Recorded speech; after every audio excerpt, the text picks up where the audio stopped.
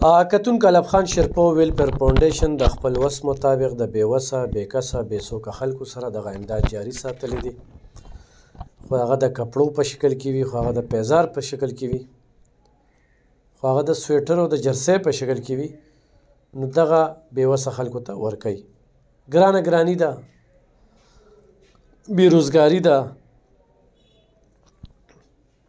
حکمرانان په خپلو مسلو کې دي، عوام په ځای پاتې دي. دا یوه زنانه چې زموږ په څنګ کې ولاړه د یو زوی دی ورسره کور کې، هغه حادثه کړې ده. د حادثې ښکار شوی دی، ژوند دی ډېر ناقلاره دی او ضرورتونه دي. نو دغه ویډیو کیمرې ته راله، څوک یې داسې خپلی په سر یې لاس ږدي، نو بلکل ورسره رابطه کولی شي. څه به وایې؟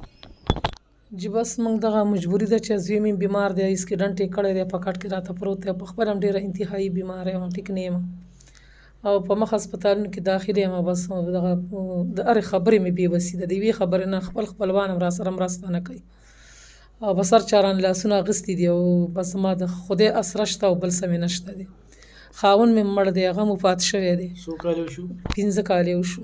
15 کاله ژوند څنګه تېر شو؟ 15 کاله ژوند زموږ ټول ښه په تکلیف او په سخته کې تېر شو، ښه په دغه کې تېر شو، په نالخندۍ کې تېر شو، په تنخایي کې تېر شو. بس دغه ماشوم زوی مې دی، زه بیمار وم، د اوسه پورې هغه به راله چای هم پخوله، روټۍ هر څه به یې هم کوله. اوس هغې نه پس بس زما دا څو ورځې چې دی نو هغه دغه د چایو د پخولو ځای مې هم نشته چې رالې پوخ کړي، نه مې د کار کولو څوک شته، لوڼه دي هغه واده دي، د پردي کور دي هغه هم نه راپرېږدي راته او بس نه مې نور بچي شته دی او بس دغه یو ماشوم بچی مې دی او بس زه یم په کور کې او بس ټول د هرې خبرې 2 په 2 او د هرې خبرې تکلیف دی راته، د یوې خبرې تکلیف زموږ نه دی که نه، د اوبو تکلیف دی راته. دا 2-3 ورځې هغه چې بیمار شوی دی هغه به د یو بل نه اوبه راوړي، اوس یو ته سوال کوه بل ته سوال کوه، ما له لږې شان یې 2 بالټي راډکې او ما له 2 بالټي راډکې، دا هم ډېر ګران ژوند دی. کور دې خپل دی؟ کور مې شته دی خو بره نه هم خراب دی او لاندې نه هم خراب دی. بور پکې نشته؟ نه بور پکې نشته دی، دروغ نشم ویلی، بور پکې نشته. الله په سر ګواه دی، ګنې تاسو راتلی شئ، تاسو زما کور لیدلی هم شئ. په کور به زه څه وکړم؟ کور کې خو ما ته راپرېوځي نه چې زه یې راوالم او زه یې وخورم که نه، نو کور کې خو څه خو غواړي که نه. ډېر د کریانو کور کې مو اوسېدو او بس بیا اخري دغه خپل کور کې اوس اوسېږو، خو نه راته پکې اوبه شته دی، نه راته بیټري شته دی، نه راته بجلي شته دی، بجلي مجلي سم پکې نشته دی، د جوماته پورې بجلي شته دی خو موږ ته نشته دی. د خلکو وس کېږي، ځان یې شمشین یې اخیستي دي، زه د هغې نه بیټریان یم لګوي، د هغې نه ټول سهولت ځان ته دغه کړی. موږ په توره تیاره کې چې دی نو دغه خبره چې هغه د موبایل رڼا هم موږ ته نه وي چې موږ ورته کښېنو، موږ ورته د روټۍ وخورو، په تیاره کې روټۍ خوراک دی، په تیاره کې پخلی دی، د سلینډر ضرورت دی، د ګیس د دغه د خشاک ضرورت دی.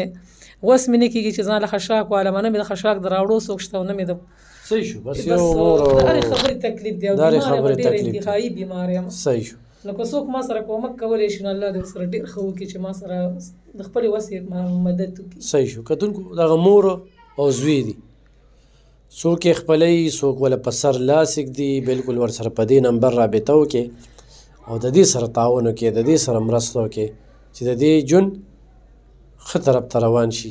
دغه نستو بیماره کړې ده، دغه بېوسو بیماره کړې ده، خو دې ته خوراک په دین شو او دې ته لږې پیسې رالې، نو دا ښه ټیک ټاک ده بلکل. او خو دې سره چې کوم دی نو مدد وکړي او د دې په سر باندې لاس کېږدي. ډېره مننه، خوشحاله اوسئ. تاسو ټولو ته چا مرسته وکړه. صحیح شو.